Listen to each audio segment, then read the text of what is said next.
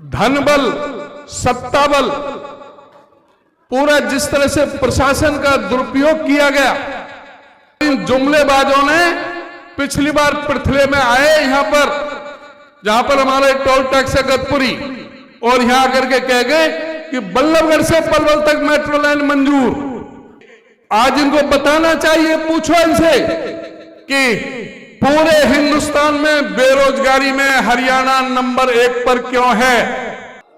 मैं सबसे पहले आपका धन्यवाद करना चाहूंगा कि जिस तरह से आपने जिन परिस्थितियों में यहां पर लोकसभा का चुनाव लड़ा और जिस शानदार ढंग से आपने चुनाव लड़ा, उसके लिए मैं आप सबको बहुत बहुत मैं बधाई देता हूं। आपको ये मालूम होना चाहिए कि इस लोकसभा के चुनाव में कांग्रेस पार्टी ने 47.6% वोट हासिल की हैं, जो कि पिछले 2019 के चुनाव में 28% थी। इसका मतलब है कि 19.5% वोटों में हमारा इजाफा हुआ है और केवल 10 विधानसभा सीटों में हमें लीड मिली थी, जबकि भारतीय जनता पार्टी को 79 विधानसभाओं में लीड मिली थी और भारतीय जनता पार्टी का जो वोट शेयर था वो 56.7% था। आज उनका हमारे से 2% वोट शेयर कम है। जहां वो 79 सीटों पर लीड थी, आज वो 44 पर सिमट गए। जहां हम 10 पर लीड थी, आज हम 44 पर पहुंच गए। जहां हम 0 पे थे, वहां हम 5 सीट हमने जीती हैं, 3 सीट हमने मामूली अंतर से हारी हैं। मैं मानता हूं कि फरीदाबाद लोकसभा में हमें कामयाबी नहीं मिली, लेकिन जहां पिछले चुनाव में हम 6,38,000 से हारे थे, इस बार वो अंतर घट करके 1,72,000 पर पहुंचा है। यानी कि 4,38,000 वोट हमने कवर किए हैं। और ये बात मैं कह सकता हूं, इस लोकसभा के चुनाव में पूरे हरियाणा प्रदेश के अंदर 90 की 90 विधानसभाओं में हमें 2019 से ज्यादा मत मिले हैं और 78 सीटों पर 25% से ज्यादा का इजाफा हुआ है। जिन 78 सीटों में हमारी ये 5 विधानसभा भी आती है, 6। तो इस तरह से हर विधानसभा में हमारा वोट शेयर बढ़ा है। लेकिन जीत तो जीत है, चुनाव तो हम हारे हैं। अब उस हार को अपने जीत में बदलने के लिए अब आपका दूसरी आपके पास में मुकाबला है, दूसरी आपके पास में चुनौती है। जो हम चुनाव में हारे हैं, इसमें कई कारण हो सकते हैं। जैसे मेरे पूर्व के साथियों ने बताया,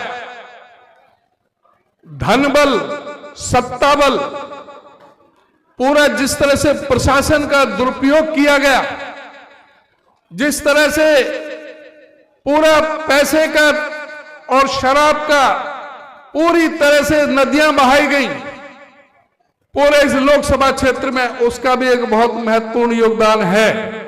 लेकिन उनका चेहरा बेनकाब करने की हमारी जिम्मेदारी है। अभी हमारे विधायक जी कह रहे थे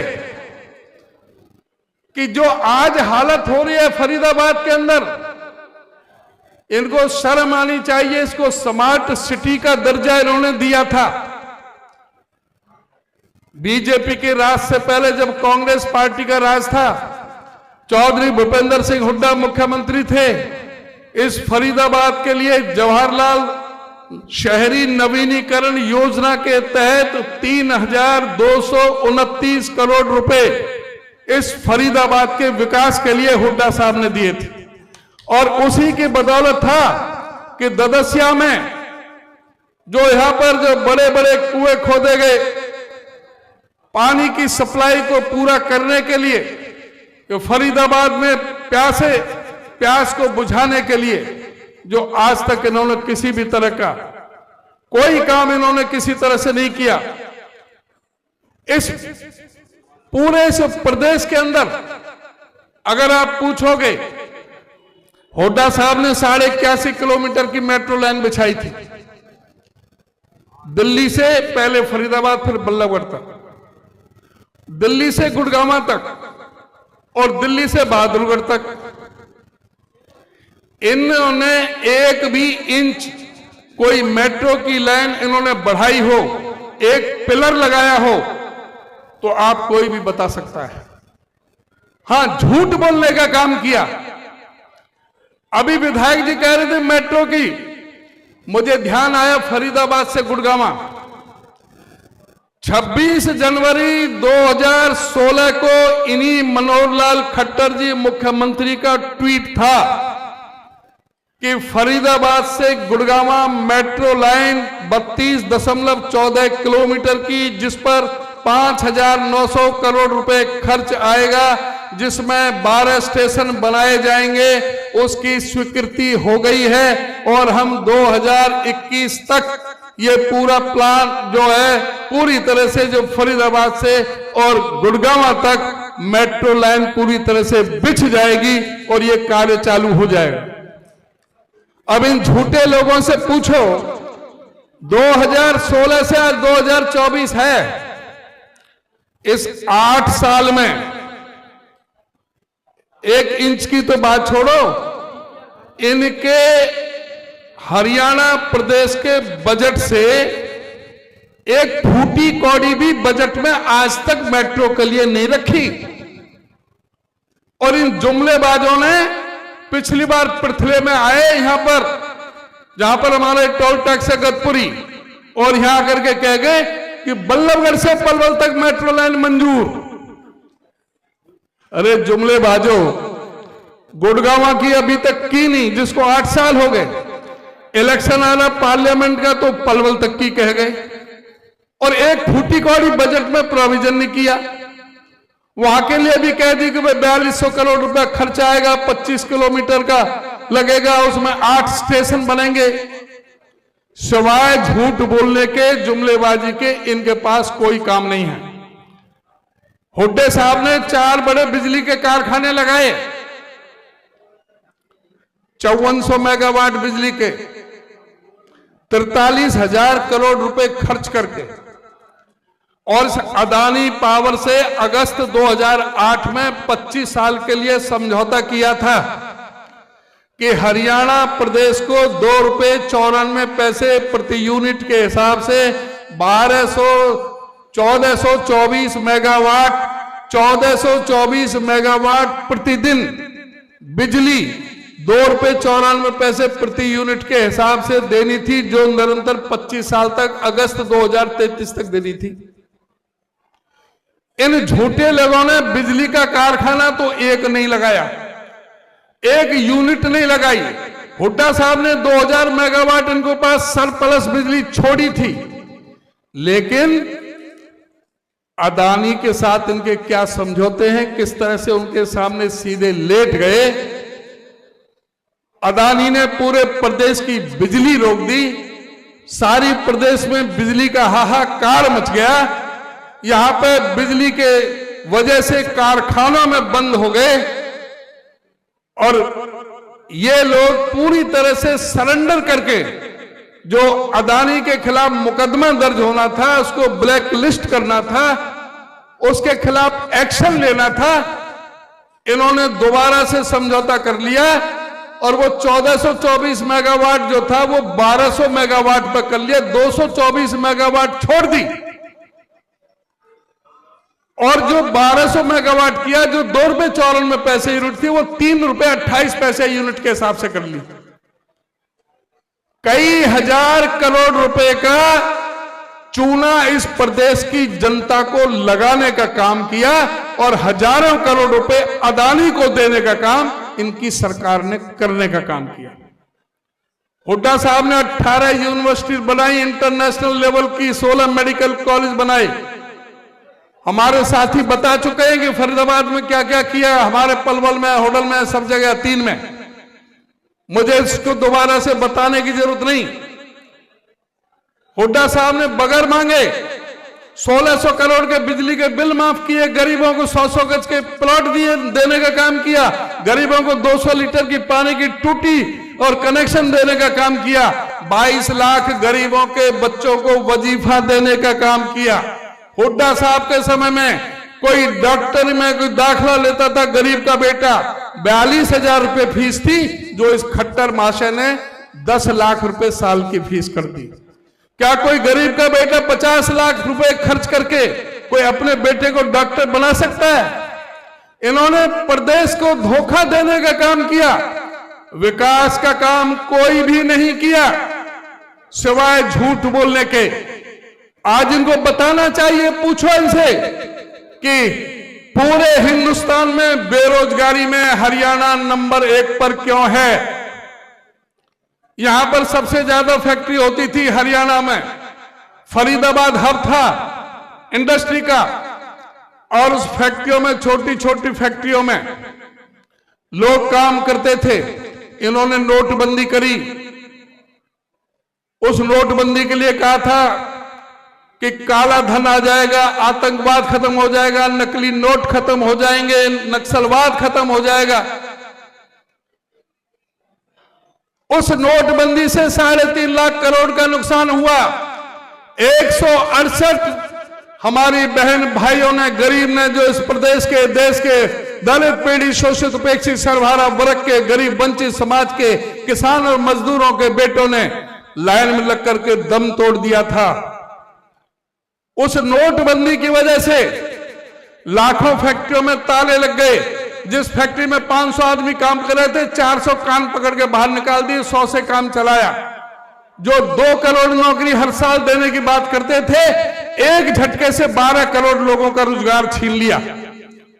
हम इन चीजों को लोगों तक नहीं पहुंचा पा रहे हैं, आम जनता तक ये बात नहीं पहुंच रही है कि हम किस तरह से इस प्रदेश में, किस तरह से बेरोजगारों के साथ हो रहा है, किस तरह से 33 बार हरियाणा प्रदेश के अंदर पर्चा लीक हुए हैं, किस तरह से स्टाफ सिलेक्शन कमीशन के चेयरमैन को भी सस्पेंड होना पड़ा, एचपीएससी के अधिकारी को करोड़ों करोड़ों की रिश्वत लेते हुए रंगे हाथ पकड़ा गया। 8 अधिकारी एसएस बोर्ड के जो सस्पेंड होने पड़े, रेट लिस्ट बोलियां लग रही थी, इन्होंने कोई पक्की नौकरियां न दी। जब भी कभी नौकरियां निकालते हैं, पर्चा लीक कर देते हैं, वो आगे बढ़ जाते हैं। पूरा 5 साल इन्होंने ऐसे निकाल दिया। कोई लिए तो कौशल विकास रोजगार निगम के जरिए एक ड्रामा किया गया, ना कोई किसी भी तरह की कोई मेरिट है, कोई रिजर्वेशन नहीं, किसी तरह की सुविधा नहीं, कच्ची नौकरी, पक्की नौकरी नहीं, जब चाहे कान पकड़ के निकाल दो। उसमें भी रिश्वत लेकर के लगा रहे, वहां भी एमडी को सस्पेंड होना पड़ा था, कौशल विकास रोजगार निगम में भी। इन लोगों ने हर मोर्चे पर हमारे प्रदेश में लोगों को अपमानित करने का काम किया। किसानों के साथ किस तरह का व्यवहार किया, हमारी महिला पहलवानों के साथ किस तरह से व्यवहार किया, यह मुझे बताने की जरूरत नहीं है। आज इलेक्शन सर पर है, 3 महीने बाद विधानसभा का चुनाव आ रहा है। बेशर्मी से मुख्यमंत्री कह रहे हैं कि हम गरीबों को 100-100 गज के प्लॉट देंगे। कौन से दे रहे हो भाई? 100-100 गज के प्लॉट कौन से वाले दे रहे हो? जवाब नहीं है।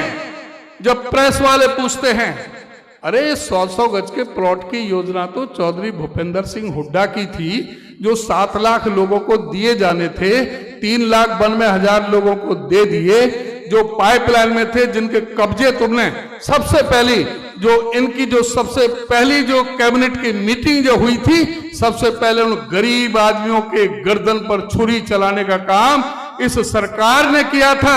वो स्कीम इन्होंने रद्द कर दी। जिनके रजिस्ट्री भी हो गई थी, उनके इन्होंने कब्जे नहीं दिए। जब 2 महीने बाद पीछे चुनाव है, 3 महीने बाद चुनाव है, अब उनको कब्जा देने की बात कर रहे हैं। उनको कब्जा देने की बात कर रहे हैं जो हुड्डा साहब के मंजूर करे थे और इन्होंने जो रोक दिए थे, पहले तो उसके लिए माफी मांगे हम गरीब लोगों से कि उन्होंने इस योजना को बंद क्यों किया। हमारा वायदा है, हुड्डा साहब की वो स्कीम 7 लाख लोगों के लिए थी, 3,92,000 लोगों को दे दिए, पूरे 7 लाख लोगों को प्लॉट दिए जाएंगे, ना केवल 100-100 गज के प्लॉट दिए जाएंगे, उस पर 3.5 लाख रुपए खर्च करके 2-2 कमरे का मकान, लैट्रिन, बाथरूम, किचन, बिजली पानी का कनेक्शन और डेवलप करके उनको मकान बना करके हम देने का काम करेंगे। साथ ही अर्बन एरिया में जो नगर पालिका, नगर परिषद है, नगर निगम है, यहां भी हम गरीबों को मकान बना करके देने का काम करेंगे। आज जिस तरह से आज कहते हैं ये परिवार पहचान पत्र, प्रॉपर्टी आईडी, कहते हैं इसमें गलतियां हैं। बेशर्मो, अब मान रहे हो गलतियां हैं, 2 महीने बाद चुनाव है। जब कांग्रेस पार्टी चिल्ला चिल्ला के कह रही थी, सारे अखबार और मीडिया वाले चिल्ला चिल्ला के कह रहे थे, अखबारों में बड़े बड़े कॉलम लिखे जा रहे थे कि 90 से 95% गलतियां हैं। हम कह रहे थे कि 1-1 किलोमीटर की लाइन लगी हुई है, लोग परेशान हैं इस प्रॉपर्टी आईडी से और परिवार पहचान पत्र को। जब तुम्हारे समझ नहीं आ रही थी, आज मान रहे हो तो सबसे पहले माफी मांगो जनता से और बताओ कि जो एजेंसी हायर की थी, जिसको सैकड़ों करोड़ रुपए तुमने मेहनताना कर दिया था इसके प्रदेश के खजाने से, उस एजेंसी के खिलाफ तुमने क्या कार्रवाई की? उसके खिलाफ क्यों नहीं मुकदमे दर्ज किए? उनको क्यों नहीं गिरफ्तार किया गया? उनके खिलाफ क्यों नहीं कार्रवाई की गई? जो आप जब नहीं मान रहे थे 3 साल से 4 साल से, आज इलेक्शन के टाइम पर वो कैसे मान रहे हैं? पहले माफी मांगो और उस परिवार पहचान पत्र के तुम्हारे गलत आंकड़ों की वजह से इस प्रदेश के अंदर 9.5 लाख गरीबों के पीले राशन कार्ड काटने का महापाप बीजेपी ने किया है। इस भारतीय जनता पार्टी ने परिवार पहचान पत्र को हथियार बना करके इस प्रदेश के 5.25 लाख बुजुर्गों की पेंशन काटने का महापाप किया है। पहले जब माफी मांगे अपनी गलतियों के लिए, ये तो कुछ नहीं कर सकते। हमारी सरकार आएगी, पीले कार्ड भी बनाए जाएंगे, जिनकी पेंशन कटी है उनकी पेंशन भी हम देने का काम करेंगे। तो पूरा सब तरह से, पूरी तरह से गरीब आदमियों को राशन की बात कर रहे हैं। अरे कांग्रेस के समय तो राशन में गेहूं और चावल की जगह दाल भी मिलता था, सरसों का तेल भी मिलता था, मिट्टी का तेल भी मिलता था, चीनी भी मिलती थी। और फिर कांग्रेस की सरकार आएगी, फिर देंगे। और इन्होंने जिस तरह से 5,000 झुग्गियां थी, 5,000 झुग्गियों पर बुलडोजर चलाने का काम किया। आज भी जिस तरह से धमकाने का काम करते हैं, आप लोगों को इस मैसेज को, संदेश को पहुंचाना चाहिए। और गरीब लोगों के पास में उन्हीं की वोटों को, उन्हीं को गुमराह करके, और दूसरे लोग बाजार के लोगों को भी आप समझाओ। तुम में से कोई भी उस पूंजीपति की लाइन में नहीं है। वो 100 पूंजीपति हैं जिनका 16 लाख करोड़ माफ हुआ है। हरियाणा में सिर्फ एक नवीन जिंदल को छोड़कर 100 की लिस्ट में एक भी नहीं है। जो हमारे जो व्यापारी अपने आप को समझते हैं, ये व्यापारी नहीं है। सबसे ज्यादा शोषण व्यापारियों का हुआ है। सबसे ज्यादा इनके व्यापार पर चोट पड़ी है, चाहे वो आरती हो, कपड़े का व्यापारी हो, चाहे सुनार हो, चाहे कोई और दूसरा हो। लेकिन ये समझ नहीं पा रहे। आप उनको समझाना पड़ेगा, जाकर के बताना पड़ेगा कि सबसे ज्यादा नुकसान ये ना व्यापारियों की है, ना कर्मचारियों की है, ना ये गरीब की है। ये किसी की भी, किसान की, मजदूर के, किसी के हित में ये पार्टी काम नहीं कर रही, लूट मचाने का काम कर रही है। प्रदेश को कर्ज के जाल में फंसा दिया है। प्रदेश में जो इनको 70,000 करोड़ का कर्जा था, जब इनको सत्ता सौंपी थी, आज प्रदेश के ऊपर इन्होंने बढ़ा करके 10 साल के भीतर 4,51,800 करोड़ का कर्जा कर दिया है। आज कोई बच्चा अपने मां के पेट से जन्म ले रहा है तो 1,62,300 रुपए का कर्जा लेकर के पैदा हो रहा है। इन चीजों को लोगों को बताना है। 3 महीने हैं, एक एक बूथ को किला बना लो। घर नहीं बैठना है, आराम नहीं करना है, आराम हराम है का नारा लगा दो। हर जगह, हर गांव में, हर बूथ में, हर कॉलोनी में हर सेक्टर में जाकर के पूरी तरह से 3 महीने जुट जाओ। ये सत्ता हासिल करने की लड़ाई है, ये सत्ता परिवर्तन की लड़ाई है। सत्ता आपकी होगी तो आपके दरवाजे खुल जाएंगे और जो हमारे काम होंगे वो हुड्डा साहब आपको बताएंगे। आपका बहुत बहुत धन्यवाद।